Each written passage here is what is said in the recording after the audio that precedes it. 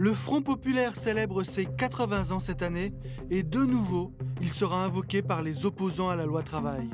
Les syndicats appellent à manifester jeudi. Mais que s'est-il passé au printemps 1936 ? Le pays traverse une crise économique et début mai, les élus d'une coalition de gauche, le Front populaire, remportent les législatives. Mais alors que le gouvernement de Léon Blum n'est pas encore constitué, des grèves éclatent partout en France. La grève, qui s'est étendue à de nombreux corps de métier, donne à Paris un aspect inattendu. Entre mai et juin 1936, 2 millions de grévistes sont dans la rue. Toute la France ouvrière est au ralenti. Et pour la première fois dans le pays, des grévistes occupent des usines. Début juin, chose inédite, représentants du personnel et du patronat se retrouvent autour d'une table et négocient sous la houlette du gouvernement. Les salaires étaient bas.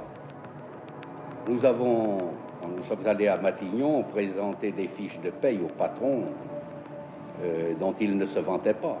Ils pouvaient simplement redire qu'ils ignoraient cela. Les discussions ont été très difficiles. Non, pas difficile du tout. Ces conversations se sont déroulées dans un climat très courtois. 7 juin 1936, signature des accords de Matignon. Les avancées sociales sont exceptionnelles, bien résumées dans cette reconstitution de l'époque. Le salaire des jeunes ouvriers est porté de 80 centimes à 3 francs de l'heure.